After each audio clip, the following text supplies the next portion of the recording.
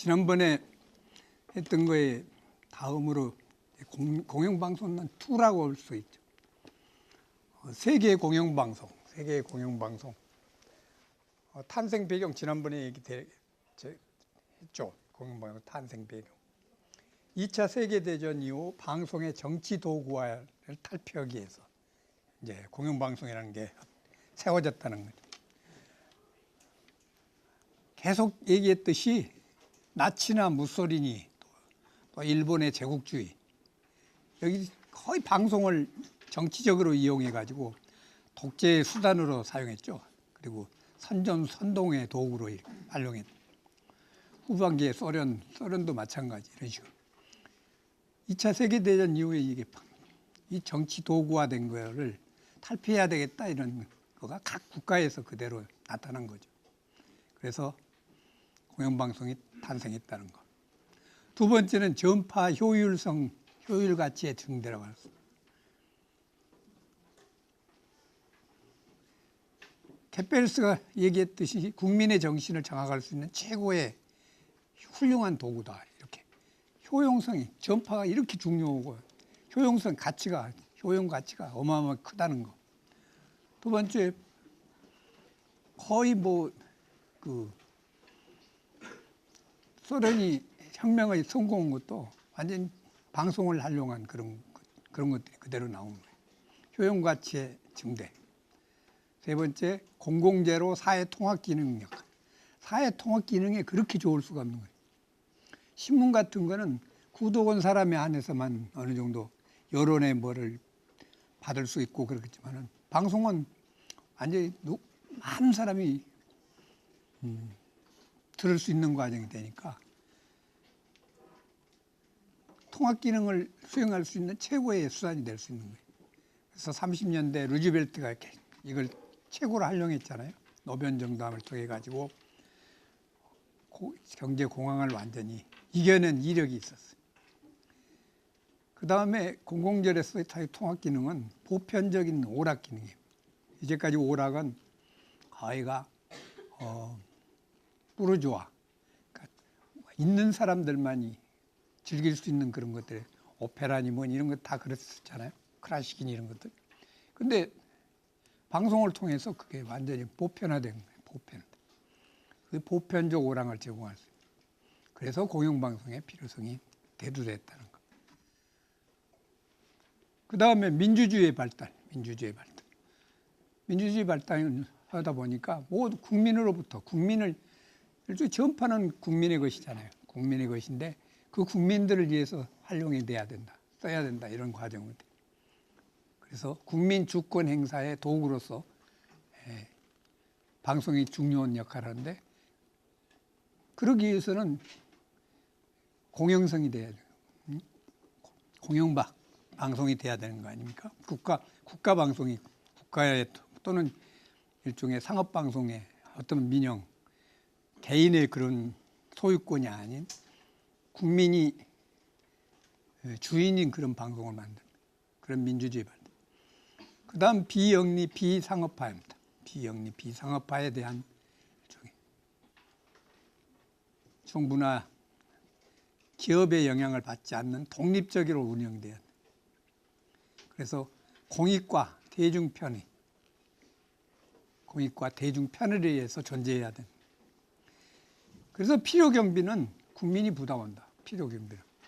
그래서 보면은 시청료나 광고 다 국민 부담이에요.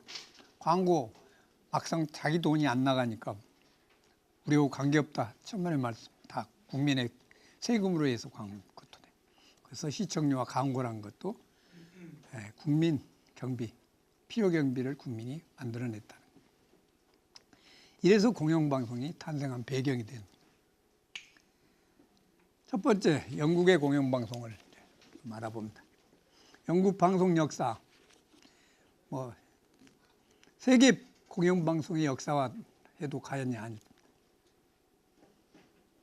방송 여명기에는 참 재밌는 사실이에요. 영국에서 영국 사람이 온 게 아니라 무선을 발명한 이태리의 마르코니가 정규 라디오 방송을 회사를 차려가지고 시작했다.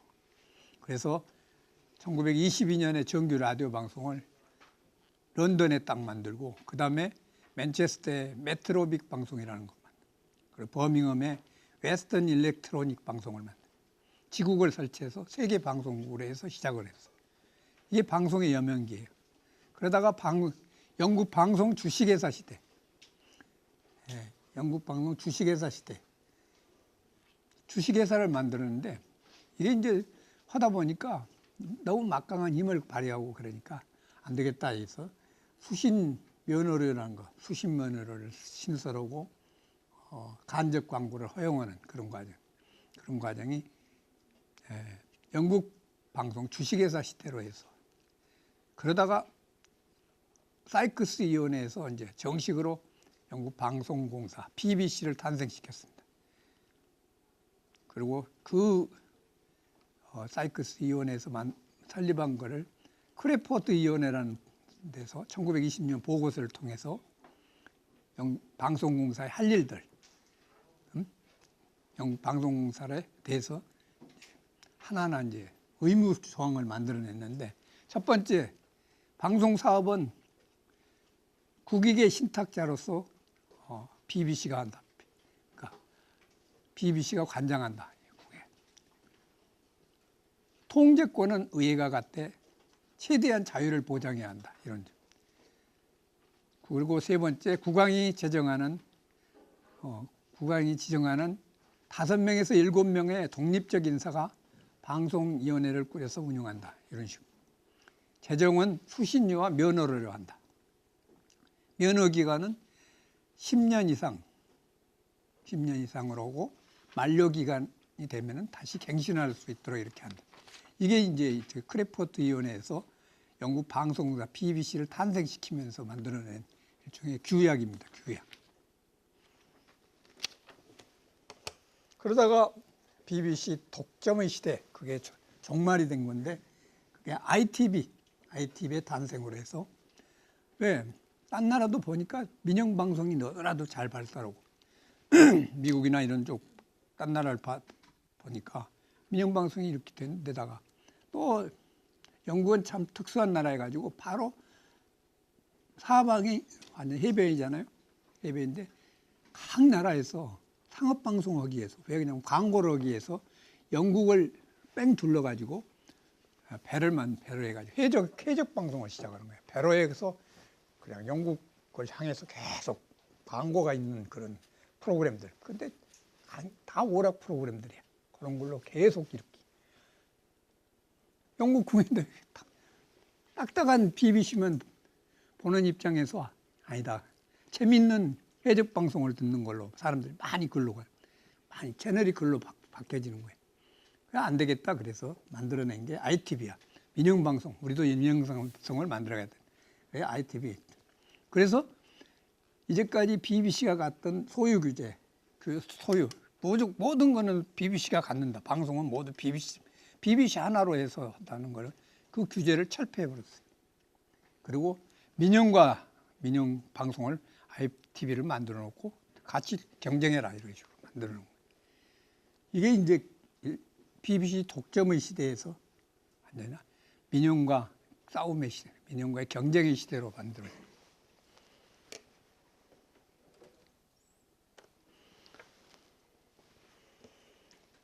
그 다음 제도 및 규제기관. 규제에서 우리가 여러분들 연구 결과에서는 많이 규제나 이런 거에 대해서 굉장히 중요해요. 공영방송의 규제가 얼마나, 규제 때문에 공영방송이 튼튼한 공영방송으로서 존재감을 갖는 과정인데 이 규제에 대해서 좀 소홀히 한 것들이 많이 있어요.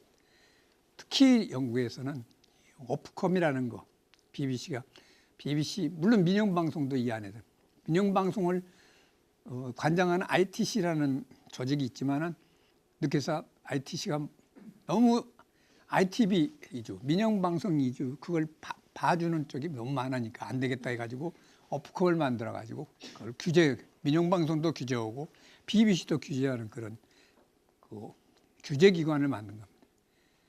그게 이제 커뮤니케이션법이라고 해가지고 무선통신청하고 방송기준위원회, 지금으로 보면 전파 관리, 우리나라에 전파 관리국이 그 옛날에 정통부의 전파 관리국, 최신청의 전파 관리국, 이렇게 전파 모든 방송을 관장하는 전파를 관장하는 그런 그게 무선통신청이고, 방송기준위원회라고 해가지고 일종의 저기죠.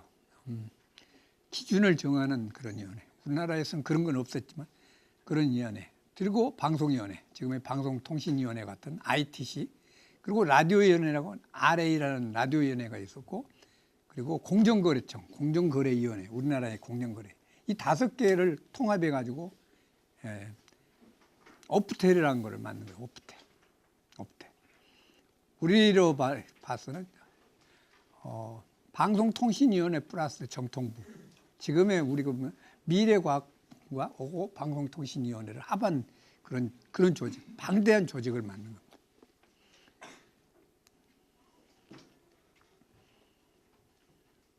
그래서 이 오프콤은 뭐냐면 지상파 민영방송 ITV의 독점 소유를 겁니다. 민영방송은 ITV한테 모든 걸 줬단 말이야. 우리나라 같으면 SBS한테 모든 민영방송의 모든 소유권을 다 줘버린 과정. ITV한테 준 거. 그런데 그게 아니고 이걸 철폐했어요. 오프콤에서. 그래서 딴 민방, 개인, 딴 것도, 딴 사람들도 민영방송을 만들 수 있는 과정. 독점 그거. 그리고 그 오프콤을 통해서 1개 이상의 전국 라디오 민방 소유 금지. 1개 이상을 라디오는 전국 단위의 라디오는 1개 이상 소유할 수 없다, 이런 법규가 있었는데 그것도 철폐했습니다. 신문 합병, 신문이 방송을 하는 것도 규제를 했는데 그것도 철폐했어. 우리나라도 마찬가지죠. 지난번에 방송통신법이 이런 식이에요. 이종 매체 간 교차 소유 금지 철폐. 이종 매체, 신문이니 땅 미디어와의 과정, 그것도 철폐했습니다. 그리고 비유럽 외국 자본 투자를 허용해서 비유럽. 이제까지는 영국인이 아니면 방송을 소유할 수 없었는데 영국 사람이 아닌 사람도 방송을 소유할 수 있는 과정. 그래서 머독이라는 그 호주 출신의 최고의 이제 뉴스 코퍼레이션을 가지고 있는 이 사람, 머독이 딱 영국에 진출해가지고 위성방송을 완전히 딱 장악한 거잖아요. 막끈 위성방송, 전체 위성방송을 좌지우지하는 최고의 실력자가 된 과정이 됩니다. 오프콤의 조직은 어떤 거냐? 오프콤의 조직은 기업이사회, 우리나라 기업들의 이사회에서 이렇게 보면은 비상임의장 1인과 이사 5인, 그리고 CEO 1인으로 구성. 그러니까 비상임과 상임을 합한 그런 조직이죠.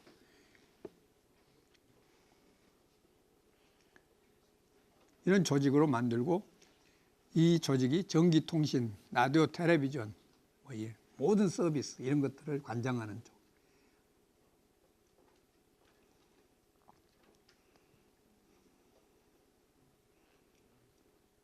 그 다음에 이제 영국 BBC의 가장 중요한 조직이 BBC 트러스트입니다. BBC 트러스트.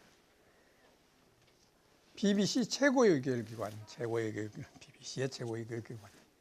12인의 위원으로 구성된 독립규제 조직으로 주무장관의 추천으로 국왕이 선임하며 임기는 5년. 위원 중에서 잉글랜드, 스코틀랜드, 웨일즈, 북아일랜드 각 지역 대표 1인 의무적으로 포함하라. 트러스트는 어떤 거냐? 우리나라에 보면은 KBS에 보면 KBS 이사하고 똑같은 거예요. 우리 KBS 이사는 11인이잖아요. 여기는 12인인데 12인 중에서 재밌는 거는 우리 KBS는 직능으로 해요. 막 변호사, 법률이나 시민단체 또는 방송계, 언론계 이런 사람을 종사한 사람으로 위원을 만든다. 이사 선임의 조건이 그런 식으로 돼 있는데 여기는 지역색을 딱 해가지고 4개의 섬으로 이루어진 영국이잖아. 그걸 그 사람들 대표들을 하나씩. 우리로 보면은 전라남북도 대표, 경상남북도 대표, 경기도 대표 이런 식으로 뽑아가지고 중간에 12인 중에서 그런 4명 딱 들어가게 만드는 지역 대표를 그런 식으로 해서 BBC 트러스트 이 BBC 트러스트는 BBC의 모든 쪽을 KBS 이사회가 KBS의 사장 선임권이니 또 무슨 본부장 제청 감사 뭐죠? 감사를 그것도 선임권이지. 그런 것들. 그런 식으로 이 업검도 똑같은 그런 BBC를 감독하고 BBC의 프로그램의 어떤 공정성이랄까 그런 것들 또 프라이버시 BBC에서 프로그램에서 프라이버시를 저촉시켰다 이런 보호 여부 같은 거 프로그램의 편성 기준 그리고 할당량 조정 교양 프로그램은 어떤 식으로 해야 되고 오락은 어떻게 해야 되고 모든 조직들 특히 애주 제작 비율이 너무 많으면은 문제가 되잖아. 그 나라 전통. 우리나라도 마찬가지. 애주 제작 비율이 딱 정해져 있잖아. 30% 이상을 넘을 수 없다. 그러면서 또 이 밑에가 또 10% 이상 20%는 돼야 된다 이렇게 애주 제작. 자기네 안에서만 제작하니까 객관성도 없고 너무 자기네들끼리만 모은다. 애주 제작에 이제 그런 기준 같은 것들을 만드는 그런 것들이 BBC 트러스트가 하는 거예요.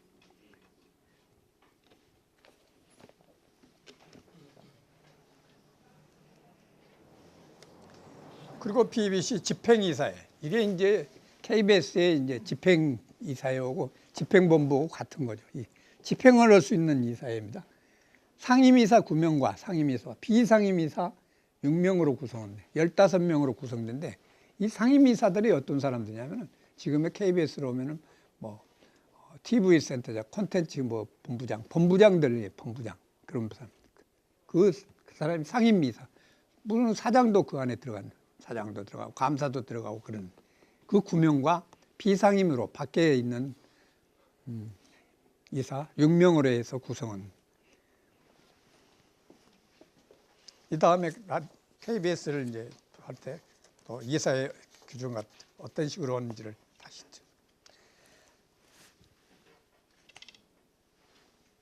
어쨌든 BBC 집행이사에는 상임이사 9명과 비상임이사 6명으로 한다는 거. KBS는 사장 1인에다가 부사장 2인 이내라고 했는데 지금 부사장이 1명이에요. 1명을 해가지고 여자 부사장이 지금 오고 있어요. 보도 지금 사장이 PD 출신이니까 그걸 균형을 이루기 위해서 부사장은 보도 출신.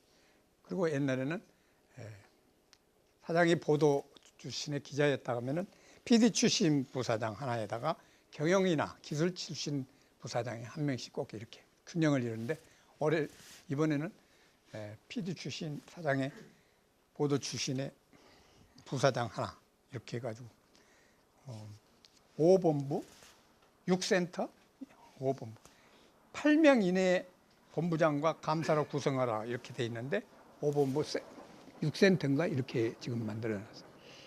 그래서 일종의 KBS 집행본부는 BBC 집행이사회하고 똑같이 비슷한 점을. 그 다음에 규제법규. 규제법규 자주 많이 인용했죠. 왕실 직거장. 왕실 직거. 엘리자베스 여왕이 직거를 딱 해가지고 10년, 12년 때도 있었어요. 10년, 거의 10년을 주기로 해가지고 그걸 직거장을 주기로 교부했어요. 이걸 받는 거예요. 이거 허가증이야, 일종의. 일종의 면허증이나 다름없는 거죠. 그리고 정부의 협정서. 정부의 협정서는 BBC의 방향을 제시하고 BBC의 방향성을 제시하고 청사진을 제시하는 그런 거예요. 정부의 협정서. 2007년에 이제 10년 동안 주기로 했던 이번에 지금 한참 하고 있는 게 2007년에 된 건데 11개 핵심 내용이 있어요. 11개 핵심 내용. 보면은 첫 번째 공공 서비스 방송의 모범이 되는 수준 높은 프로그램을 공급해라. 이런 일종의 방향성 및 청사진을 제시한 건데 그런 것들이 독립성을 보장해라 한다. 수신료 대체 재원을 위한 조사 및 방송 재정을 찾기 위한 조사를 해라. 이런 식으로. 그리고 국민의 75%가 대체로 만족하지만 3분의 1의 국민은 예산의 가치를 잘 구현하지 못한다고 생각하고 있다. 이걸 알아라. 이런. BBC의 독창성이 특히 없다. 시민권과 시민사회를 수호하고 교육과 학습을 촉진하며 창의성, 문화적 우수성을 촉진시켜라. 지역 공동체를 대변해라. 영국의 세계화와 세계의 연구가에 노력해라. 이런 식으로 일종의 협정서에서 명시된 핵심 내용을 명시했습니다.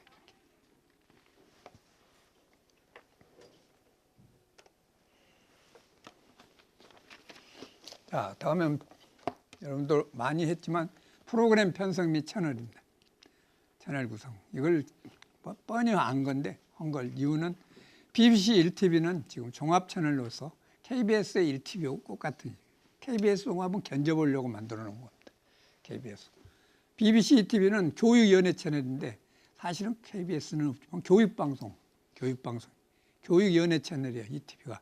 BBC 2TV는. 우리나라 2TV는 완전 연예, 드라마, 엔터테인 이런 식으로 나가지고 2TV가. 그러니까 BBC의 3TV하고 비슷해요. 그리고 BBC 2TV는 교육연예 채널로 지금 우리나라의 교육방송을 하는데 사실 옛날에 교육방송도 1999년, 90년 좀 이따 얘기하지만 교육방송도 KBS 3TV였어요. 3TV. 그러다가 거기서 3라디오란 교육 라디오란 거가 있었고 두 개 가지고 그게 빠져나가 가지고 교육 프로 갔어. 교육 프로 이관이 됐어. 그래서 그 다음에 교육부에서 다시 독립해 가지고 교육 방송이 된 건데 이런 식으로 ETV는 BBC ETV는 교육 방송, 4TV가 다큐멘터리 문화 채널, 4TV. 뭐 우리 채널에는 없죠. 우리는 혼합돼 가지고 1TV하고 갖다 할 정도로 다큐멘터리 문화. 그리고 텔레비 4개가 나가고 거기다 이것만 한 게 아니고 이제 월드뉴스, 뭐 CCBC, 뭐 EEBS, 뭐 미취학 아동 전문 채널, 또 어린이 교육 전문 채널 이런 채널이 수없이 많아요. 자, 그다음에 BBC 라디오 1. 라디오 1은 청소년 대상에 지금 KBS EFM과 같아. EFM이 완전 청소년 대상으로 해서 팝 또는 요새 한참 유행음악들, 젊은이 유행음악들을 방송하죠. 라디오 2는 중장년층 대상으로 해서 KBS의 이라디오 같아요. 이라디오 같아요. 그리고 라디오 3은 클래식 및 교양 프로그램인데 클래식만 했을 때는 KBS 1FM을 갔는데 거기에다 교양 프로그램이 들어가서 1TV하고 1라디오에 약간 서로 저거가 되는 거 아니에요. BBC 라디오 4가 지금 KBS 1라디오 같습니다. 뉴스 및 시사 교양 프로그램만. 그리고 뒤에 가서 어린이 전문 채널. 그러니까 다큐멘터리 같은 것들이 자주 나온 것들이 육부작 공룡 데이터맨이니 뭐 더데이 그 육부작 소스페시픽 이런 것들 다큐멘터리 채널에서 나오고 토크 프로그램은 종합 1채널에서 나와. 어린이 프로그램 텔레토비니 이런 것들은 다 어린이 채널에서 나옵니다.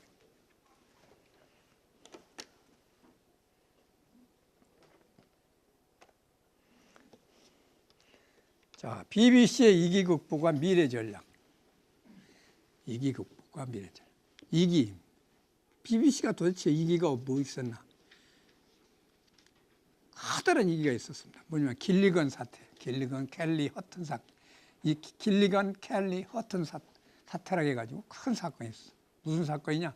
2002년에 9월 달에 이라크가 대량 살상 무기를 가지고 있었다. 그래가지고 이걸 폭격해야 된다. 그래서 블레어 정부에서 보고서를 채택했는데 45분 내 공격서를 이제 하는 보고서를 만들었어요. 그리고 그 보고서에 의해서 2003년 4월에 바그다드를 함락시키잖아요. 연합 미국과 합해가지고. 그래서 근데 그 후에 뭐가 됐어? 사실 대량 살상 무기 하나도 없잖아. 대량 살상 무기를 가졌다. 그거 뭐냐? 뭐 연합군이 막 그걸 퍼뜨려 가지고 한 거가 늦게서는 그렇게 된 과정이었죠. 그런데 이걸 2003년 5월 달에 BBC 라디오 4에서 포가 아까 얘기했죠. 뉴스 및 시사 교양 프로그램만 하는데 KBS 1라디오가 비슷하다. 그 포에서 길리건 기자라는 기자가 그 BBC 라디오 4의 프로그램이 투데이라는 프로그램이 있는데 우리에 보면은 KBS 1라디오에서 6시에 보통 그래. 생방송 오늘 제가 있을 때 그런 게 있었어요. 2시간짜리 만들었어요. 그걸. 그러니까 퇴근 시간에 이제 뉴스나 이런 것들 보고 오늘의 뉴스를 종합하는 그런 프로그램이에요. 거기에 이제 그런 식으로 꼭같이 투데이라는 프로그램에 길리건이 나와가지고 보고서 작성이 윤색 때 있었고 그게 영털이 나와 그 침범하기 위해서 그러니까 뭘 합법성을 만들기 위해서 온 거다. 그러니까 이라크를 그냥 완전히 뭐 죽이기 위해서 만들어낸 이런 식의 이제 막 그걸 폭로를 한 거예요. 딱 폭로를 하니까 발칵 뒤집혔죠. 블레어 정부에서 이게 무슨 소리냐 아니다. 그래가지고 이제 서로 날리거나 그걸 뭐 그 보고서 작성이 윤색되고 뭐고 했던 과정들을 정부 모 고위층의 어떤 사람이 자기한테 그 정보를 줬다는 거를 길리건 기자가 이제 뭐 얘기한 거예요. 그러니까 정부에서 깜짝 놀래 발칵 뒤집혔지. 도대체 그걸 준 놈이 누구냐? 딱 찾았는데 그 사람이 누구냐? 켈리라는 국장, 켈리라는 사람이 켈리 박사가 이제 거기 안에 들어갔어. 그 사람이 준 걸로. 그래서 켈리를 이제 닥다르고 난리가 나니까 그게 7월 17일 날인가? 켈리가 갑자기 없어져 버렸어요. 이제 국회 특별위원회에서 막 그걸 나와서 그거에 대해서 증언해라 그렇게 하니까 없어졌어. 실종됐는데 그 이튿날 딱 보니까 자살해 버린 거예요. 그 문제가 얼마나 복잡해졌니? 이라크 사태로 해가지고 다. 그래서 그런다가 블레어가 BBC가 완전히 나를 완전히 죽이려고 하는 블레어 정부를 갖다 깎아내리려고 하는 과정이다. 그리고 BBC 오고 둘이 너희 그런 식으로 간다고 하면은 면회를 취소시켜 부르겠다. 뭐 이런 식으로 이제 협박하는 그런 것들도 이제 일부에서 이렇게 나오고 뭐 그게 아니다, 맞다, 뭐 이런 것들. 그래서 막 영국이 완전히 발칵 뒤집혀지는 거예요. 그래서 블레어가 그래서 안 되겠다. 그래서 대법관인 허튼이라는 사람을 지켜가지고 특별조사위원회 위원장으로 임명해가지고 이거 조사해라. 그래서 조사된 게 2004년에 그게 나왔는데 최종 보고서에 의하면 이 길리건이 말한 모든 건 근거가 없다. 전혀 근거 없는 사실이다. 잘못된 정보다. 이걸로 이제 밝혀졌다.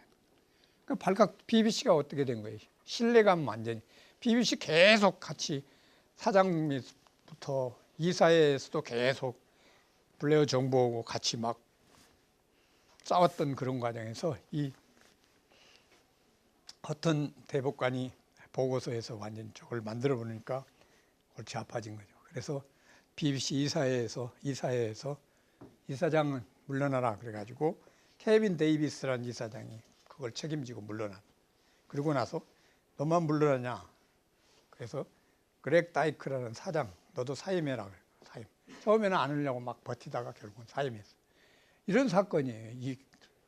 그러니까 신뢰가 엉터리 정보를 가지고 방송하고 정보하고 싸운 거 이런 것들이 신뢰가 완전히 돼가지고 완전 공영성, 공정성이 추락하고 신뢰가 완전히 구렁텅이에 빠진 과정이 돼.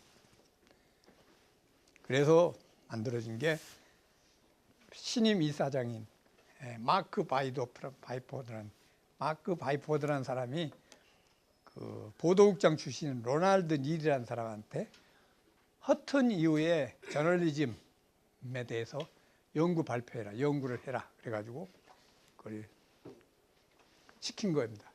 그래서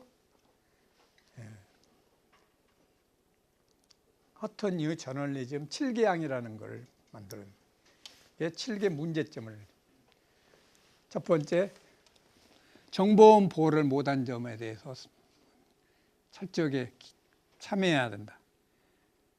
그리고 두 번째, 기자 수첩이 완전하지 못했다. 하나하나 기자 취재 같은 거. 그리고 수상 관저에 대해서 확인을 해야 돼. 이쪽 얘기도 확인하고 저렇게 해야 하는데 일체 안 했던 거. 그리고 정부와 정보원의 관계를 쉽게 생각한 것들. 그리고 스크랩 없이 주고받는 식으로의 뉴스를 했던 거. 그리고 정부의 반대에 대한 철저한 검토가 있어야 된다는 거. 그리고 이 사람이 BBC 이 기자가 계속 또 그 신문에 막 기고를 계속했어요. 자기가 BBC를 통해서만 한 게 아니라 길리건이 신문에다도 계속해. BBC 기자가 신문사에 기고한 거 이것도 잘못이다. 이렇게 해가지고 일종의 자책을 한 과정이 됩니다. 그리고 BBC 트러스트에서는 TV 수신료 그때 하나 약 25만 원씩 받는 것들을 완전 2016년까지 2004년에 2005년에부터 2016년까지 동결해라 이렇게 완전 동결해라. 그리고 2011년부터 정부에서 계속 주는 정부 지원금이 있었는데 6년 동안 그것도 완전히 끊어라 그렇게 해요. 1년에 4,200억 원짜리 돈이 완전히 끊어져 버려. 얼마나 커다는 겁니까? BBC 이익이라는 게 어마어마한 이익이죠. 그래서 안 되겠다 그래가지고 의원 보수 20% 깎고 간부 사원 급여 25% 깎고 5년 동안 연간 지출의 20% 약 6,700만 파운드 약 1조 2천억의 비용을 절감하는 쪽. 뭐 절감 개혁 모든 거. 이게 어마어마한 하나의 사건으로 해가지고 신뢰 회복도 안 되면서 막 그리고 이제 또 영국 국민들이 꼭 조금 이따 얘기했지만 NHK 똑같이 시청료에 대한 그 안 내고 이런 거는 없지만은 거부 운동은 아니었지만은 시청료에 대한 모든 것들이 막 들고 일어나는 과정이 되는 거예요. 이게 위기 극복에 굉장히 중요한.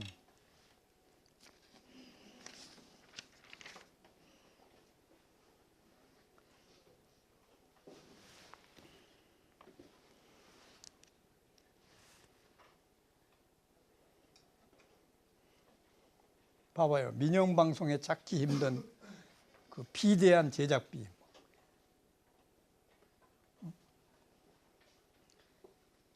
라이프라는 다큐멘터리를 만드는데 400억 원씩이나 막 썼어요.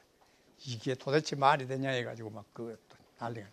조나단 로스라 해가지고 플라데이 나이트 쇼라는 걸 하는 앵커가 했었는데 연봉이 120억 원이야. 120억 원. 야, 연봉을 도대체 국민이만 시청료 받아가지고 이렇게 120억씩이나 연봉을 주냐. 난리가 난.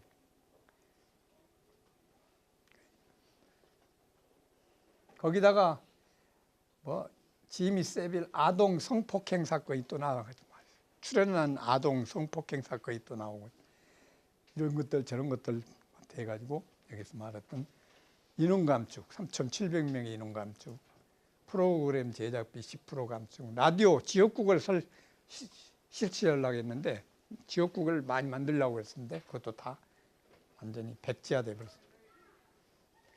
그래서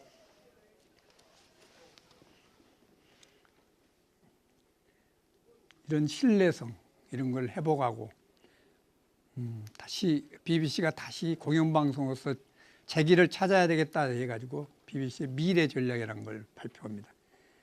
첫 번째 A 스몰로 BBC. 스몰로 BBC 비거 임팩트. 작지만 커다란 영향을 갖는 절감된 예산으로 그리고 경량화된 조직으로 더 고품질의 콘텐츠로 많은 종류의 플랫폼을 통해 전달하겠다는 의지입니다. 이런 의지로 해가지고 이게 이제 캐치플레이즈를 두고 BBC 아이플레어라는 거예요. 1억 6,200만 시청자를 확보해 일주일 동안 콘텐츠를 모아가지고 인터넷 서비스 하는 것도 요 비오라는 지상파 채널 1, 2, 3, 4 있죠? 그걸 채널 묶어가지고 인터넷으로 다 무료로 송출하는 이런 식으로 무료 이제 국민에 대한 서비스를 통해 가지고 이제 한심을 사기 위해서 몸부림치는 과정들이 이런 미래 전략들.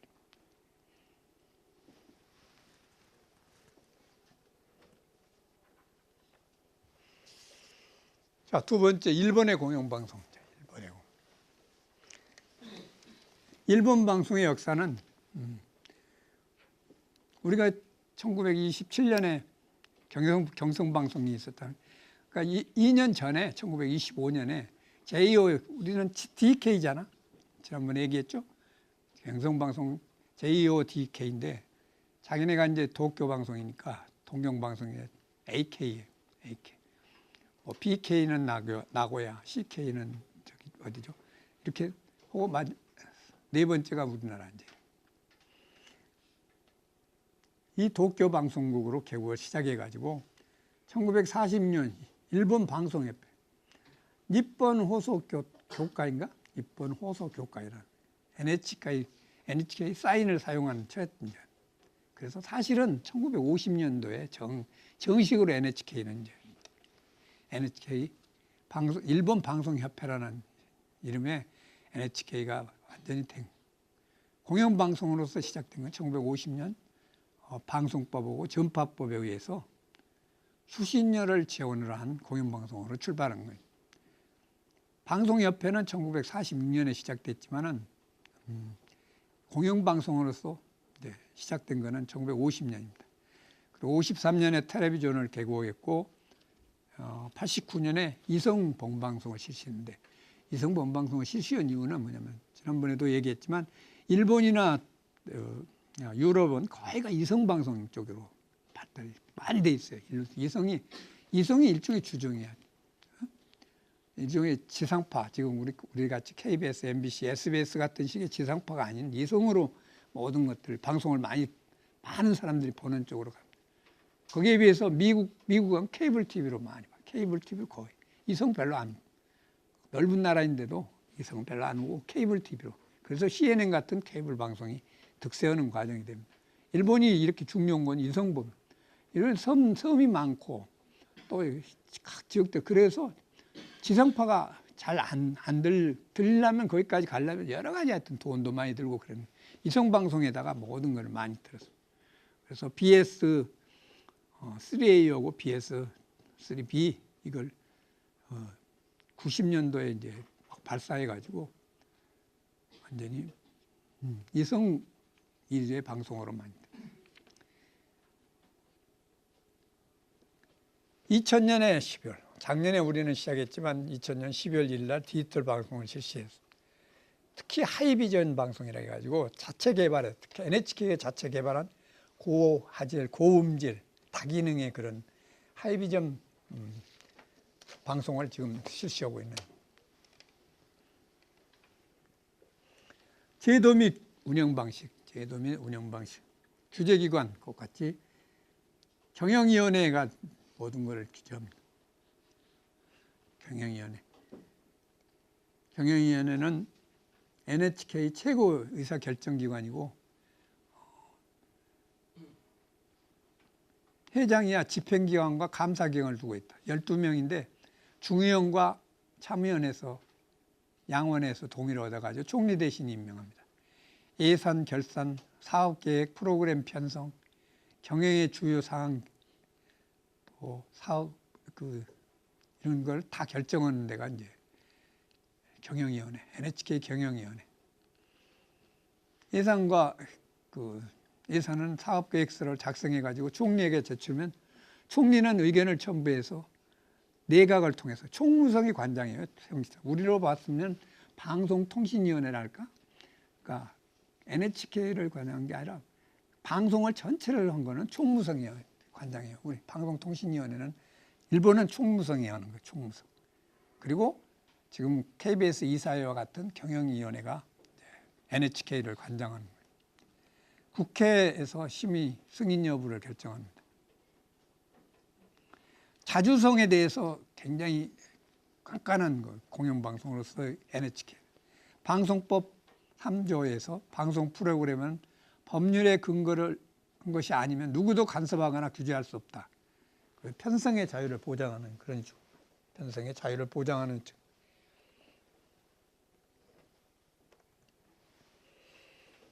근데 NHK 공영방송 NHK도 문제가 있는 거예요. 아까 이 편성의 자유 보장을 했는데 요새 지금 수상이 된 그 아베라는 사람, 웃기는 사람이에요. 이 사람이 옛날 간사장으로 있을 때 웃긴 사건이 있어. NHK 굉장히 저거 문제.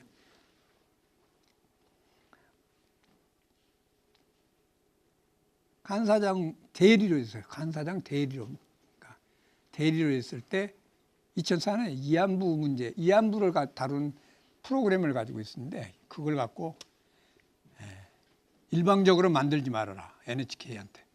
NHK 그 제작진한테. 만약에 계속 만들겠다면 일방적으로 만들지 못한다면 일방적으로 만들 않고 저거 한다면 방송도 하지 말아라 이런 식으로 압력을 가해서 그게 2005년에 아사히 신문에 보도돼 가지고 문제가 됐어. 그래서 뭐 아니었다 아베 신조 내가 아니다 그런 얘기 한 일이 없다 그런데 결국은 법정에서 2007년에 법정에서 아베가 한 걸로 이혼 판결이 났어요. 늦게서 이게 문제가 이제 막 그 착복 사건 무수 사건에서 예안 문제가 여기도 이 안으로 들어가. 아베 이 문제. 이 아베라는 사람 웃기는 사람이 올해 이번에 총리가 돼 가지고 1월 23일 날이 NHK 경영위원회 위원 중에서 4명을 새로 뽑아야 돼. 4명을 이번에 보면 다 아베치가 제일 친한 애를 자기 막 수족 같은 애들 4명을 이번에 추천했어. 그러니까 완전히 NHK를 장악해 버리겠다는 식. 4명은 어쩌면 NHK 사장은 누구냐면 사장을 보면 9명 이상의 승인을 받아야 NHK 회장이 될 수 있는 거거든. 근데 4명이 만약에 12명 중에서 4명이 나 안 해 그러면 안 되버리잖아. 8명밖에 아무리 뭐더라도 8명 갖고는 회장 할 수 없잖아. 그러니까 자주우지할 수 있는 그런. 지금 그 마스모토 미사유키라는 사람 민주당에서 정권 때 만들었던 회장이에요. 근데 이 사람이 다시 유임하려고 자기가 하려고 지금 하고 있는데 이걸 연임을 완전히 얘들이 지난번에도 원자력으로 모든 저거를 해야 된다. 일본 지금 자민당 정부 아베 정권에서는 막 원자력 큰 사건이 났었는데도 원자력 위주의 발전으로 막 하겠다고 그러고 엄포로 큰 소리 치고 있잖아. 그러면 그 NHK에 반대하고 있어요. 원자력 줄여나가야 된다. 뭔가 반대. 그게 기분 나쁜 거예요. 이 아베 신조. 그래서 그렇지 않아도 NHK를 손보려고 그랬는데 이번에 잘 됐다 해가지고 이번에 아마 이제 내년 1월 달이면 진짜 완전히 바뀌어질 거예요. 이런 식으로 공영방송에 NHK도 지금 흔들리고 있는 거예요. 예압으로 해서. 흔들릴 수 있는. 참.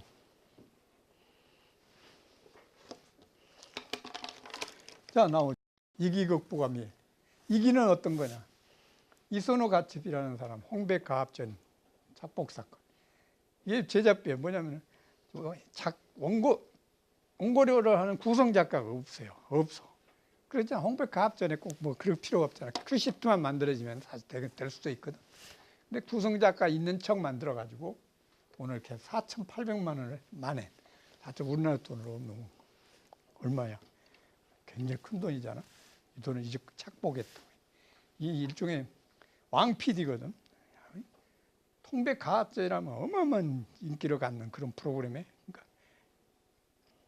그러니까 일본의 연예 PD로서 왕 PD라는 이소노 가츠비라는 사람이 이 없는 구성 작가 있는 걸 하지도 않으면서 그걸 원고료를 다 만들어 놓고 그걸 계속 지가 다 헤쳐먹은 거지.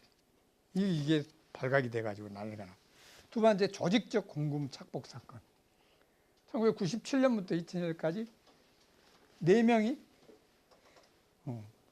약 970만엔 경비를 유용한 사건. 그리고 NHK 직원 여고생 성추행 사건, 지하철 성추행 사건. 이런 사건. 또 아까 얘기했던 아베 신조 예압 사건.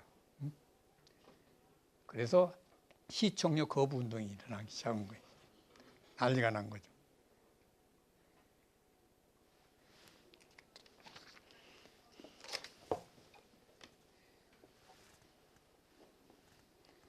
우리나라 같으면 수신료고 전기료 합산해 가지고 우리가 만약에 시청료 거부하면 안 내겠다 하면 몇 개월만 딱 하면 전기료를 안 내는 거가 되니까 합해져 가지고 딱 돼 있으니까 전기료를 안 낸 거잖아.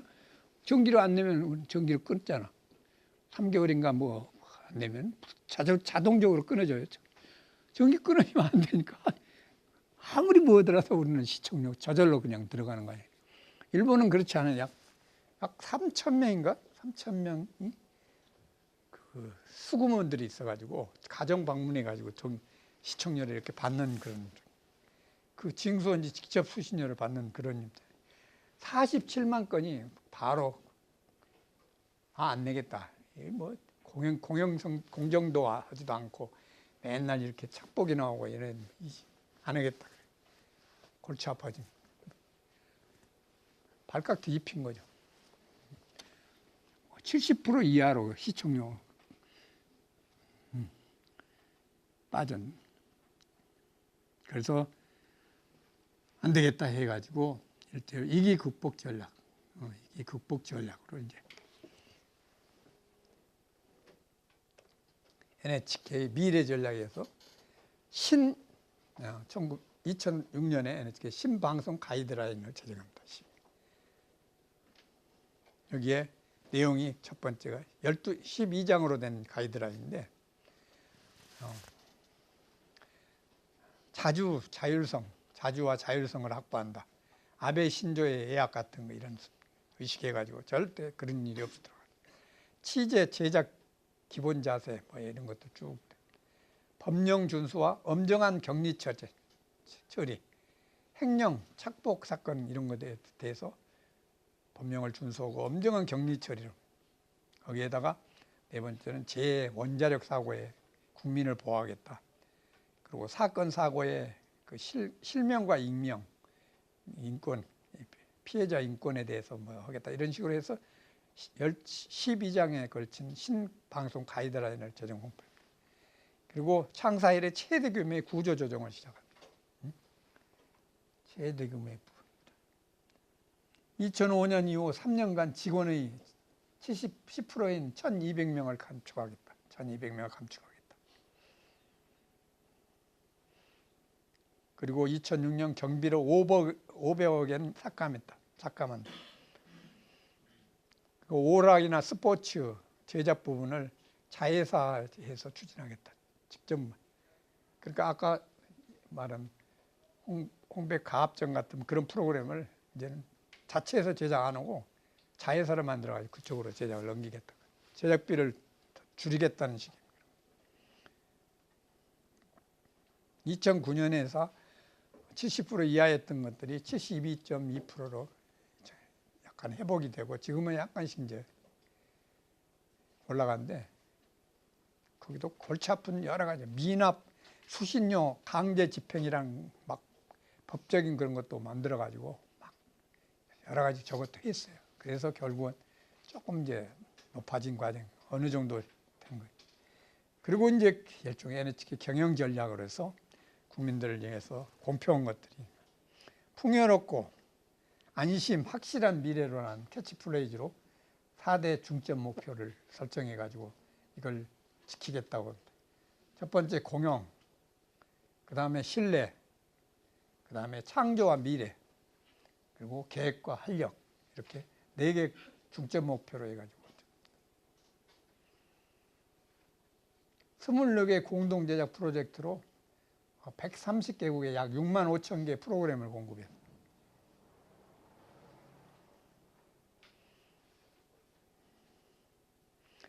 스크린, 3스크린 전략이라 해가지고 이성 지상파 라디오 플러스 휴대전화, 모바일이나 지상파 DMB 같은 것들, 그리고 PC, NHK 온라인, NHK 온 디맨드 이런 것들로 3스크린 전략으로 해가지고 지금이 이제 우리가 하고 있는 거 똑같죠. 지금 KBS를 PC로서 볼 수 있고 저걸로 전화기로도 스마트폰으로 볼 수 있고 다 그러잖아.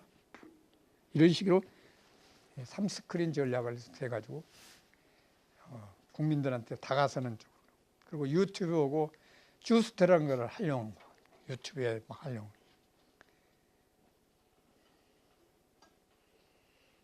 주요 프로그램은 뭐 NHK 홍백과 합전이 소년구락분이 대하드라마, 재해드라마, 재해방송 이거 진짜 굉장히 중요한 거예요. 재해방송, 재난 시스템으로 해가지고 모든 지진이나 무슨 재해가 나면은 모든 일본 국민들은 거의가 뭐 90%가 다 NHK로 바로 돌립니다. 그렇게 잘 돼 있어. 긴급 경보, EWS라고 해가지고 긴급 경보 방송. 그리고 EEWS라고 해가지고 긴급 지진 속보 시스템. 이 시스템으로 돼가지고 3초 내에 모든 게 바로바로 나올 수 있도록 그렇게 돼 있어요. 그래서 든든한 공영방송에서 최고의 저거. 이걸 그대로 활용해가지고 KBS가 지금 재난방송에다가 적극적으로 지금 똑같이 일본 NHK를 그대로 답습해서 지금 하고 있는 거예요. 기상청하고 연결하고 뭐 이런 잘 돼 있어요. 그런 거. 재난방송, 이제 기관방송이라는 거. NHK도 이제 공영방송에서 기관방송, 국가의 기관방송, 국가 비상사태가 나면은 기관방송으로서의 역할을 합니다. KBS도 마찬가지. KBS 1TV하고 1라디오가 기관방송입니다. 딱 정해져. 2TV나 이런 데 특별한 무슨 북한이 뭐 침범하고 전쟁 상태가 돌입됐다 하면은 우리나라 모든 방송은 KBS 1TV하고 1라디오를 다 그걸로 탁 돌아가요. 비상으로. 그렇게 라인이 설계돼 있어요. 특히 이제 텔레비전은 또 그게 1TV도 죽어. 예, 전원이나 모든 PC 나오고 뭐고 전쟁으로 될 수 없는 과정이니까. 그리고 1라디오로 모든 거예요. 1라디오로 모든 게 집중되는 거죠. 그렇게 돼 있어요. 그래서 기관방송이라는 게 그렇게 중요하다는 거예요.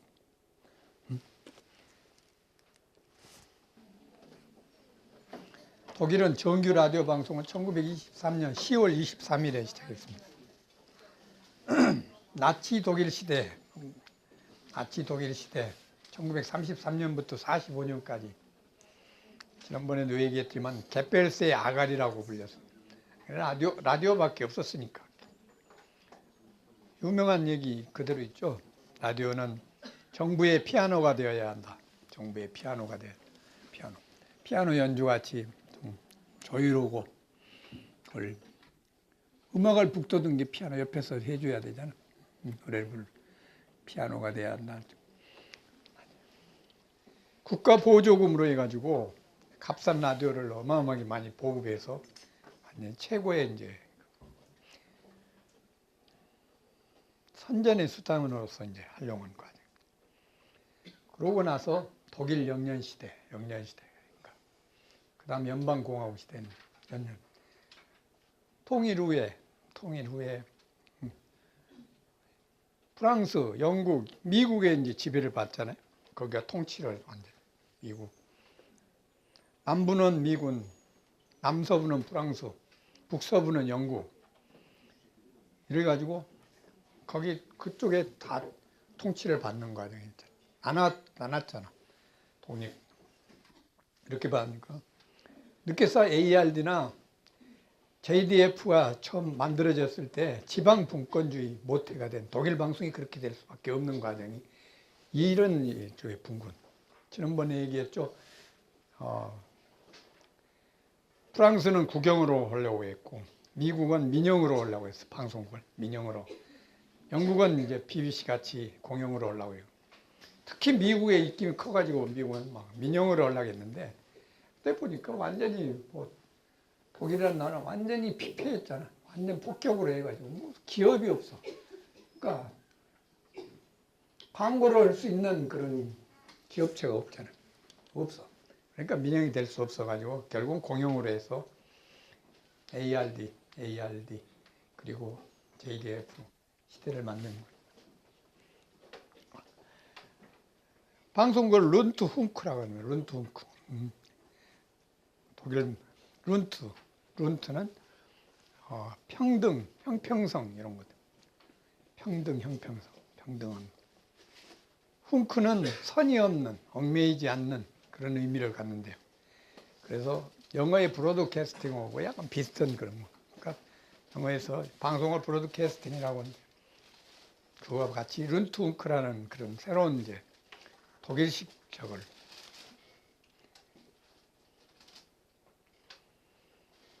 자, 제도 및 운영 방식은 제도명 운영. 여기도 수신료, 재원이 필요하잖아. 방송을 운영하려면 재원이 필요하잖아.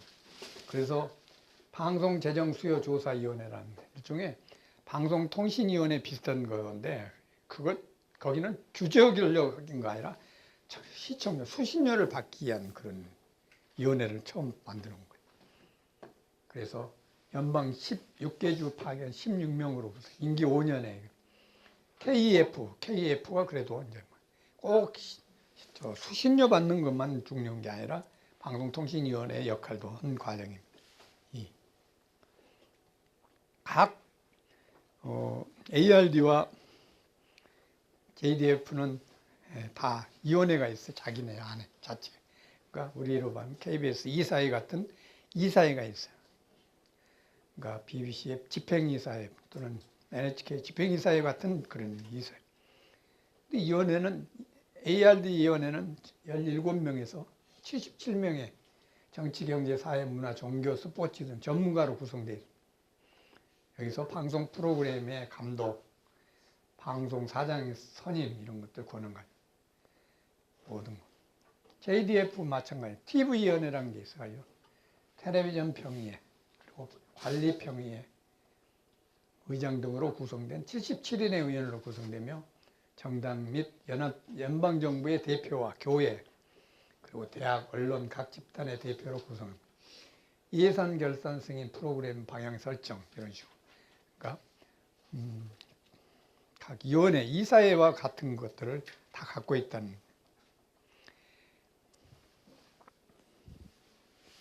ARD는 독일 지역 공영방송사들의 일종의 연합체입니다. 연합체. 각주 공영방송이 연합해서 네트워크를 이룹니다. 그리고 전국방송 채널은 다스 LS라고 해가지고 더 퍼스트라는 그런 채널을 통해 전국방송 채널로 나가는 거예요. JDF는 1961년에 ARD의 방송 독점 체제를 막기 위해서 각 주가, 우리로 봤으면 각 도가 공동으로 설립해가지고 만든 그런 일종의 연합체.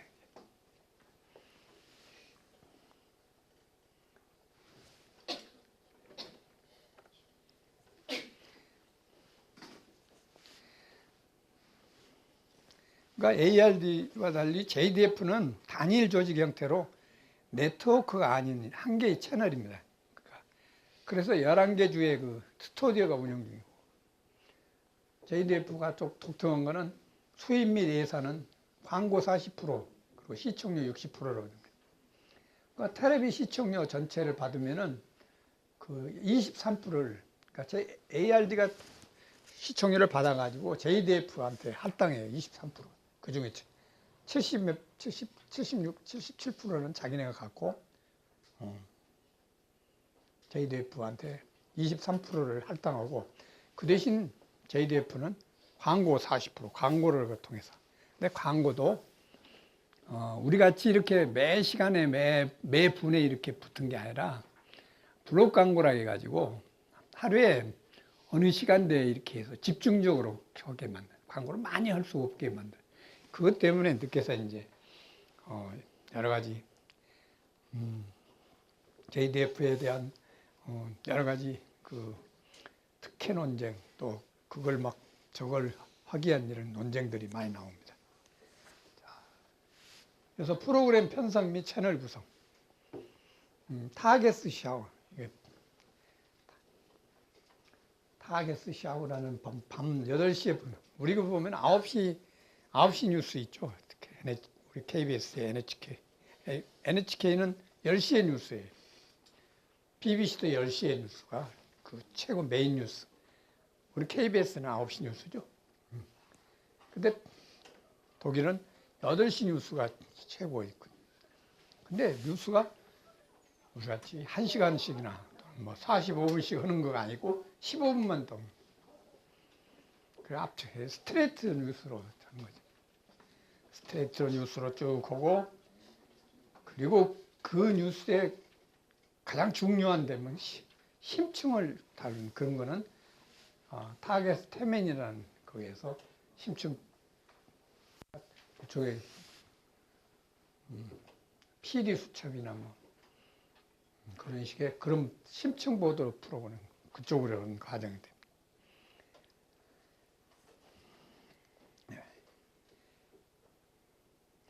벨트 슈피겔이라는 것은 세계의 거울이라는 의미로 특파원, 우리 세계는 지금이냐? 뭐 이런 프로그램 있죠. KBS 그런 프로그램. 주간 매거진 프로그램, 주간 잡지 프로그램 같이 여러 가지가 짜맞춰가지고 세계의 표정, 세계의 이미지 오브 이런 것들을 만든 그런 프로그램. 거의 황금 시간대는 미국 드라마가 그냥 주조를 이룹니다. 8시 이후 골든타임에는 프렌즈니, 휴먼 타켓이니, 슈퍼내추럴 이런 식의 그 미국 드라마들이 거의가 주조를 이루는데, 그거 한몫해가지고 우리나라 드라마들이 그 시간대에 많이 나가는, 우리나라 굉장히 많이 나가. 그래서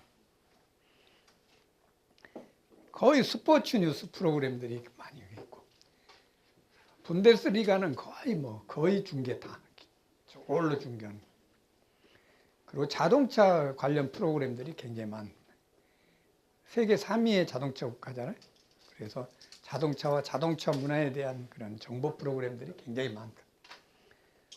그리고 아까 얘기했던 그런 황금시대 미국 드라마들이 나가는데 독특한 거는 다 더빙을 한다. 독일어로 더빙을 해.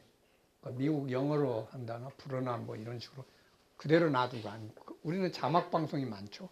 근데 더빙을 하는. 우리나라도 자막 방송 안 하고 거기가 더빙이었습니다. 근데 자막 방송을 하면은 돈이 10분의 1밖에 안 들어요. 더빙 하면은 성우들을 동원해가지고 해야 되는데 성우들 돈이 너무 비싸가지고 거기가 우리나라도 예야 같은 거 거기가 또 자막으로 해버리죠. 그래서 한때 막 난리가 나. NHK가 거의 더빙으로 했어요. 거의 더빙으로 하다가 자막으로 바꿨어. 그랬더니 일본에서 난리가 났어. 특히 노인들이 야 완전 우리 눈을 뭐 쫓아가야 되잖아. 이거 막 글씨 이거. 그러니까 내용을 뭘 할 수 없고 전 국민을 가지고 눈물겨기에서 그러냐 막 난리가 났어. 그래서 일본 방송도 거의가 더빙을 하고 있어요. 더빙. 근데 우리나라는 그냥 더빙을 하는데 일부만 하고 나머지는 거의 이제 자막 방송을 하는데 우리나라는 누가 불평한 사람이 없어. 자막 방송. 그러니까 그대로 하는 거예요. 일본도 마찬가지입니다. 셰익스피어의 유명한 작품들이나 오페라는 뭐 이런 것들 있죠. 그런 것들은 더빙 안 하죠. 왜냐면 그 원작의 묘미나 특히 영국에서 그 셰익스피어 연극 같은 거, 뭐 함넷이니 이런 것들 영국의 작품을 그대로 가지고 그 목소리 거기에다가 자막만 붙지. 더빙하면은 완전히 그 원작의 그런 것들이 손상된다 해가지고 안 하고 있다. 근데 독일에서는 철저하게 더빙하는 드라마나 영화는 더빙하는 쪽으로. 12시 이후에는 ARD에서도 성인 프로그램에 노출 수위가 높은 프로그램도 방영한다. 그리고 독특한 거는 성소수자를 위한 프로그램도 공영방송으로서 방송하고 있다. 이게 또 좀 독특해. 우리나라에서 만약에 그랬다가 큰일 나죠. 발칵 뒤집히죠. 야, 시청료 안 내! 오고 난리가 날 거예요. 근데 이 나라는 그런 것까지 된다는 거예요.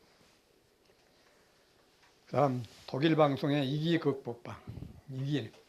여기는 무슨 오보를 했다거나 또는 무슨 착복 사건을 했다거나 그것 때문에 그런 게 아니라 이 복잡한 경영 구조예요.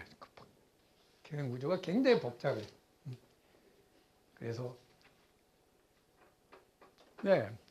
재밌는 게 봐보세요. 광고도 해야 되고 ARD도 광고 일부러 합니다. JDF도 광고를 하고 수신료 받지. 수신료도 세계에서 제일 비싸게 받아. 제일 비싸죠. 수신료가.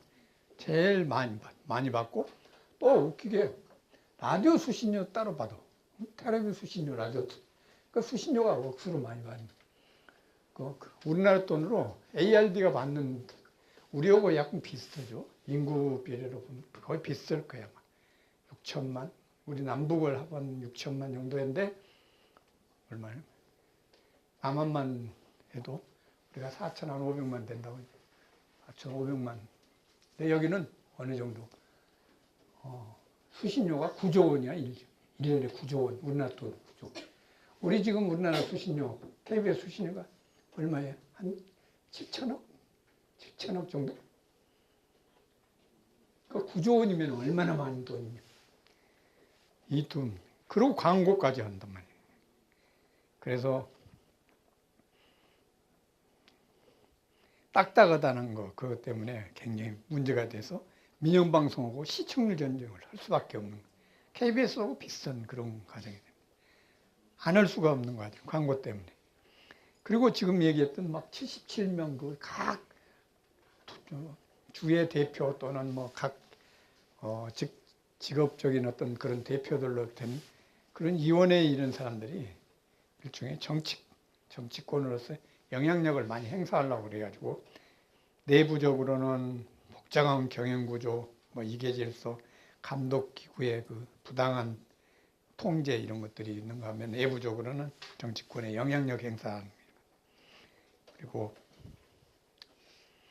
이런 것들 그리고 광고 문제, 광고를 3,900억 원 광고 3,900억 원이네. 9조 원을 수신료로 받는 입장에서 광고가 3,900원이면 너무 적은 편이에요.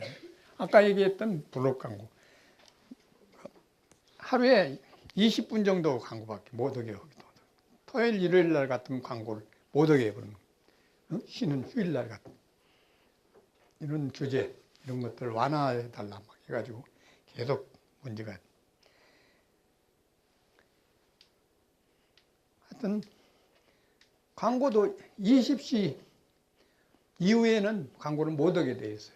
그러니까 8시 최고 골든타임이잖아. 광고를 못 해요. 여러 가지 문제들. 그런데 민영방송과 시청률 경쟁을 해야 되고, 그리고 수익은 감소되고, 광고 수익은 감소되고, 그래서 굉장히 문제가 돼. 이런 여러 가지 문제점으로 해가지고.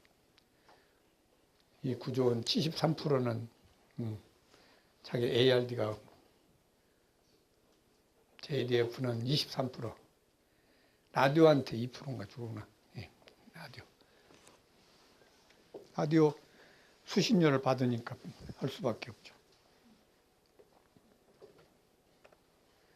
자, 마지막으로 한국의 공영방송.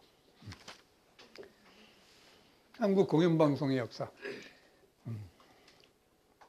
일제강점기는 1927년 2월 16일 날 경성방송으로 시작해서 1945년까지 일제 치하에서 방송을 했죠. 그 다음 1945년부터 48년 우리 정부가 수립될 3년 동안 미 군정청에 그걸 받아가지고 그래서 미국식 그런 방송 구조. 그때 이제 PD 아나운서 이런 말들도 처음으로 시작돼요. 그런 미국식 그걸 그대로 받고 뉴스 15로 가는 것도 미국식을 그대로 받아가지고 하는 거예요. 쿼터제라는 것, 15분 단위, 30분 단위, 이런 45분 단위 이런 단위도 미국식을 그대로 지금도 그대로. 그러다가 1973년에 방송공사가 시작됩니다. 1973년이요. 그리고 1980년에 방송통 폐합이 돼가지고 지금의 이제 KBS가 된 거죠. 제도 및 운영. 규제기관으로 우리나라 아까 얘기했던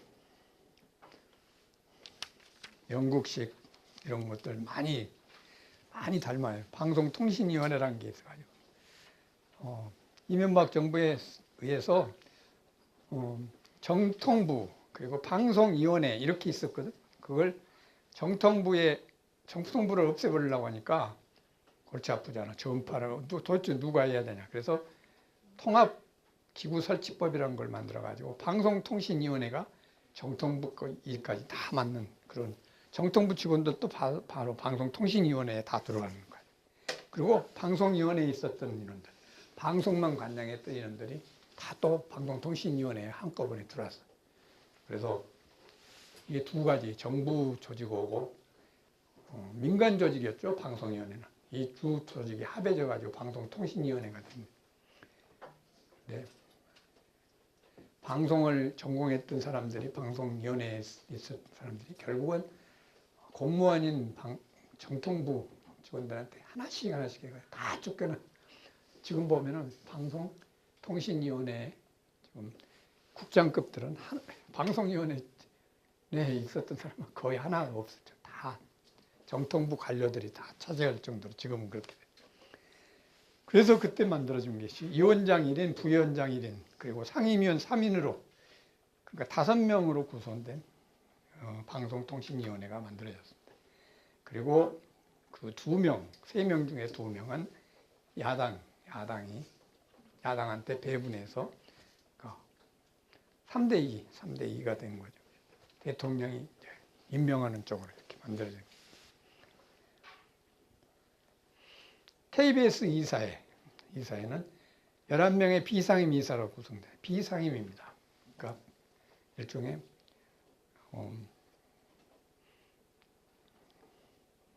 방송국에 뭐 주지한다거나 그런 게 아니라 한 달에 한 번, 2번 특별한 일이 있을 때 이사회에 소집을 하면 그때 나와가지고는 7인은 여당 몫이고 4인은 야당 몫입니다. 그래서 7대4로 있는. 사장은 KBS 이사회 제청으로 대통령이 임명하는 거예요. 임기는 3년입니다. 거기다가 또 하나의 규제기관으로 방송통신심의위원회라는 게 있습니다. 그건 방송위원회에서 옛날에는 다 한꺼번에 했었는데 방송통신위원회가 할 일이 너무 많잖아. 많다 보니까 심의는 도저히 할 수가 없는 거예요. 심의위원회를 따로 만들었어요. 그래서 임기 3년 9명의 구성으로 여기도 애매해가지고 국회의장 추천 3명, 방송통신특별위원회라고 해요. 국회에 있는 위원회 있죠? 거기 3명, 대통령 임명 3명 해가지고 9명으로 해서 방송통신심의위원회라는 걸 만들어서 지금 적어보고 있습니다. 여기는 뭐냐면 모든 심의, 그러니까 지금 KBS만 하는 게 아니라 민방까지 모든. 그리고 방송만 하는 게 아니라 이제 스마트폰에 뭐 이런 문제, 모든 것들까지 다 심의하는 그런 막강한 조직이 됐습니다. KBS에는 심의실이라는 게 있죠. 지난번에 어떤 식으로 또 그 심의, 프로그램에 대한 심의는 어떻게 했나요? 심의실. 작년까지 45명인데 심의위원이 25명. 심의위원은 뭐냐면 국장급이에요. 국장을 했던 사람들, 국장급들이 위원이라는 명칭으로 위원들이 있어요. 그래서 그 안에 방송언어심의위원회, 언어애들, 말을 잘못했다거나, 쌍말을 했다거나 이런 것들 심의하는 그런. 뮤직비디오 심의위원회, 가끔씩 보죠. 몇 사람들 그냥 너무 벗었다, 뭐 했다, 그래. 뮤직비디오, 그 안 돼 해가지고 심의 불가. 이런 쪽. 방송규제위원회, 요게 뭐 말썽이 많죠, 규제. 누구누구 MC로 쓰지 말아라, 누구누구. 우수 프로그램 심사, 맨날 이렇게 규제만 할 게 아니라 상도 줘야 된다, 좋은 프로그램. 그래서 우수 프로그램 심사위원회, 이런 위원회가, 소위원회가 따로 있습니다. 그래서 심의기구를. 심의는 철저합니다. 왜? 모든 대본이나 모든 드라마 대본, 이런 것들, 또 방송 나갈 대본들, 이런 것들을 사전에 다 제출을 해요. 제출해가지고 심의를 받습니다. 그래서 오케이 받아가지고 방송을 하는 쪽. 굉장히 까다로울 정도의 그런 심의.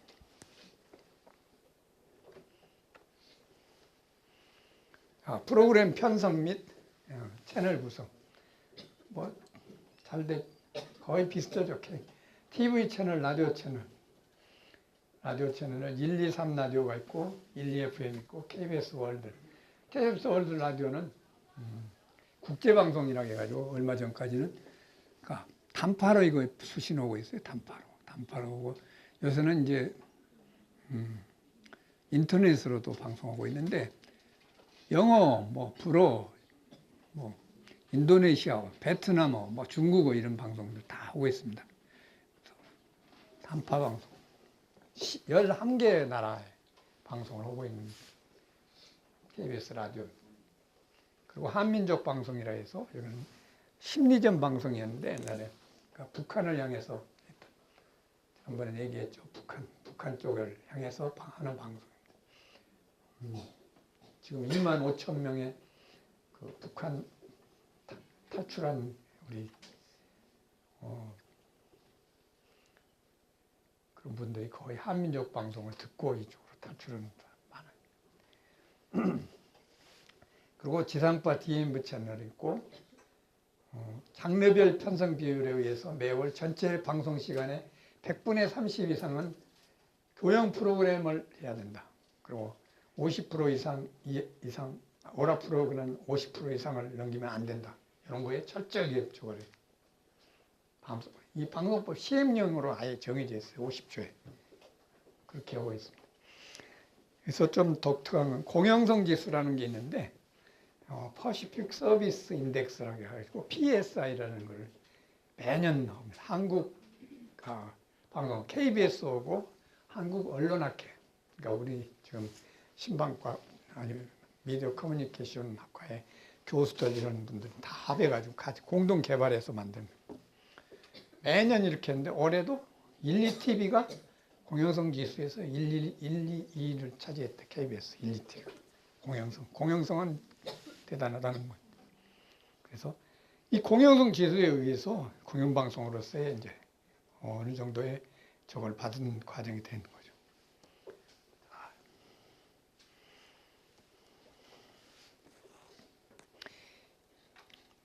아까 얘기했던 외국의 수신료 제도. 영국은 라이선스 프리라고 해요. 면허료라고 합니다. 수신료라고 안 하고 그렇게 하고. 독일은 아까 얘기했던 라디오나 TV 수신료 같이 하고. 일본은 이성 수신료가 지상파보다 한 1.7배만 원. 그리고 아까 얘기했던 3,000명의 징수 인원들이 징수한다는 것. 그 다음에 MBC 방문진. 지금 공영방송에서 MBC와 EBS가 이제 들어가죠. 근데 MBC는 어떠냐? 정명사건이라는 얘기를 할게요. 정명사건. 최시중이라는 방송통신위원장이 얼마 전에 정명사건. 본래 얘 MBC가 무슨 공영방송이냐? 아니다. 그런 사건이에요. 야, 광고로 모든 걸 재원으로 온 그런 방송이 무슨 공영방송이냐? 100% 광고로 재원을 오고 있잖아요. 공영방송이 아니다 하면서 정명사건을 해요. MBC는 본래 처음에 80년 대통령이 이제 죽고 80년 사태 딱 되면서 MBC 지분이 100%가 MBC 있던 지분 100%가 KBS에 왔어요. KBS. 그러다가 그 중에 30%만 MBC 지분 516 장학회라는 그쪽으로 30%가 그렇게 된 과정이었다. 그러다가 KBS에 있던 지분 70%를 다시 MBC 진흥회라는 이름으로 MBC 진흥회라는 이름으로 해가지고 그게 이제 넘어가가지고 지금 진흥회가 일종의 소유권자 그걸 가지고 있는. 지금은 9명의 이사로 돼 있고 1명의 감사가 있는데 방송통신위원회에서 임명합니다. 그리고 수익의 15%는 재단에 하느라고 광고 매출액의 4.75%는 방송통신위원회 방송개발기금으로 징수하는 거예요. 돈 다 받아가지고 일부 이렇게 줬어요. 좀 수신료 배분에 대해서 매일 자주 얘기하죠. KBS가 90.6%를 가져가고 EBS가 2.8%, 한전이 6.6%. 그거 걷어냈으니까 월 수신료 2,500원 중에 EBS가 70원씩 가져간다는 거고. 그리고 EBS 이사에도 방송통신위원회가 임명한다. 비상임 이사 9인으로. 그 9인 중에서 교과부 장관이 추천한 1인과 교육 관련 단체 추천 1인 포함해가지고 임기는 3년으로 해서 전부 다. 요게 공영방송 MBC와 EBS에 대한 과정이 간단한 내력이었습니다.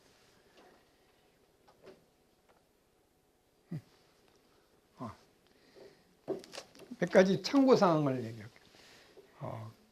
공영방송 수신료 비교는 지난번에 독일 방송 팀도 했고 몇 군데 했지만 영국이 26만 원, 독일이 32만 3천 원, 일본이 25만 원, 근데 한국은 3만 원.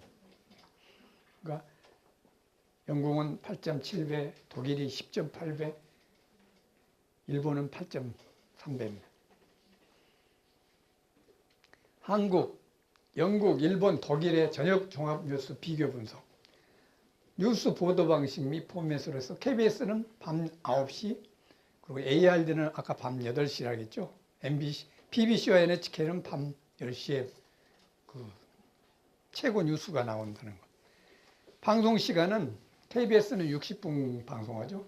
ARD는 15분, NHK는 또 60분, BBC는 45분만 합니다.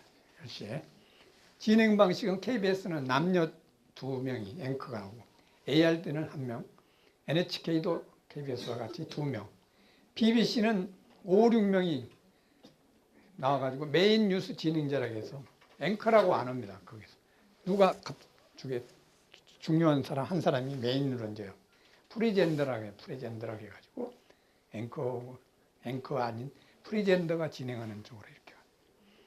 뉴스 구성 방식은 KBS는 다양한 기사 약 40초 이상을 넘기지 않아요. 그거 보세요. 뉴스 보면은 아무리 심층으로 들어간다고 하더라도 40초를 넘기지 않고 40초 정도의 다양한 기사들이 나오고 국제 뉴스 또는 국내 뉴스 한꺼번에 다 나오죠. ARD는 스트레이트 뉴스 15분이니까 스트레이트 아나운서가 쭉 막 읽어내 스트레이트 뉴스라고. NHK는 뉴스 내에 심층 분석이 꼭꼭 들어갑니다. BBC도 마찬가지 심층 분석이 들어갑니다. 그래서 심층 보도에서 KBS는 8대2라고 하면은 BBC나 NHK는 3대7 정도. 심층이 7 정도. 3인 스트레이트. 이런 식으로 굉장히 심층 뉴스에 대해서 안으로 깊게 파고드는 그런 과정이 있다는 거. 뉴스 보도 주제는 KBS는 국내 정치, 사회, 문화. 국내의 정치, 사회, 문화에서. ARD는 국내 뉴스. NHK와 BBC는 국제 뉴스를 굉장히 중요시하고 스포츠 뉴스를 굉장히 많이 넣는 거. KBS는 남성 앵커 위주로 갑니다. 거의. 여자는 완전히 얼굴마다 그런 것만. 그러나 BBC와 NHK는 공동진, 남녀가 공동으로 똑같이 비분도 같은 그런 문제다. 자, NHK, KBS의 뉴스 보도 분석. 얼마 전에 쓰나미가 났죠. 쓰나미 나면 NHK 뉴스 보면은 차분하고 감정 과잉 없고 절제된 톤을 유지합니다. 그대로. 사망자 유족 인터뷰 절대 없습니다. 시신 수습 장면 같은 거는 롱테이크 기법으로 멀리 카메라로 잡았어요. 시신이 막 이렇게. 비탄에 빠진 시민 인터뷰 전혀 없습니다. 이렇게 방영된 NHK 뉴스예요. 근데 우리나라는 남의 나라인데도 뭐 난리가 났어. 폭삭 무너졌다. 쑥대밭이 됐다. 막 희청거린다. 가라앉는다. 막 흥분해가지고 기자들. 우리 기사들 거의 그런 식으로. 너무 흥분하고 자극적인 표현. 흥분된 묘사. 그 떠내려가는 차 있잖아요. 사람 타가지고 떠내려가는 장면 있죠. 그때 NHK 생중계 때니까 생중계를 헬리콥터에서 하다가 그 장면을 했는데 바로 그 다음 뉴스에서는 편집해가지고 없애버렸어. 근데 우리나라는 그 자료화면을 NHK에다 받아가지고 계속 심심하면 요새도 봐요. 쓰나미 보면 쓰나미 현상 2주년 보면 거기 차 떠내려가는 장면 그대로 반복 재생 선정적인 하여튼 그런. 9.11 테러 때 보면 미국도 많이 그런 것들, CNN도 그렇게 하진 않아요. 110층 그 세계 무역센터 쌍둥이 빌딩이 비행기가 싹 들어가 버리잖아. 이 장면 우리는 심심하면 9.11 뭐 그 장면 계속 나가잖아. NHK나 하다못해 CNN 같은 미국에서도 그 장면 다 뽑혔어. 너무 참혹하다 해가지고. 우린 너무, 우리 뉴스 살인, 유괴, 폭행 막 자주 나오죠. 9시 뉴스. 요새는 많이 좀 제어하고 있습니다. NHK 절대 없습니다. 살인, 유괴, 폭행 있더라도 스트레이트 뉴스예요. 심층 안 해. 우리는 막 거의 신나죠. 하나 나쁜. 굿뉴스, 미담의 NHK는 굉장히 많은 배려를 하고 있는데 우리나라는 배드뉴스가 거의 맨날 정치 싸움질, 아니면은 뭐 절도, 폭행, 자동차 사고, 맨날 그런 것들만 계속 문제가 있는 거죠. 공영방송. 이제 첨단 기술의 발달에 따라서 방송 환경이 다변화되면서 할 수 없이 공영방송도 여러 가지 이제 그 송출 시스템 변화, 또 방송 융합 시대의 그거에 대해서 적응해야 될 과정입니다. 그리고 자국 고유 문화 보존하기 위해서 굉장히 노력해야 될 그런 과정이 있고, 시장 경제에 입각한 방송제도 도입으로 이제 이제는 공영방송도 이제 광고를 할 수밖에 없는 과정들, 이익을 수십 년만 가지고는 도저히 버틸 수가 없는. 왜? 아까 했던 첨단 기술에 그걸 뒷받침하기 위해서는 그런 것들이 중요하니까 그 수신료 가지고만 재정적인 압박에 들어갔습니다. 그래서 광고 혼합 방식을 많이 택하고 있다는 겁니다. 그리고 글로벌 미디어의 출현에 따라서 방송이 개방되면서 공영방송이 굉장히 이기에 그런, 특히 모독이나 이런 타임워너 같은 방송들이 막 쳐들어오면서 공영방송도 그걸로 많이 시청자를 빼앗기고 모든 것들이 그걸로 많이 넘어가는 과정이 되니까 이기가 된 이런 것들을 탈출해야 되는 거 아닌가 그렇게 생각합니다. 지금까지 이 공영방송에 대한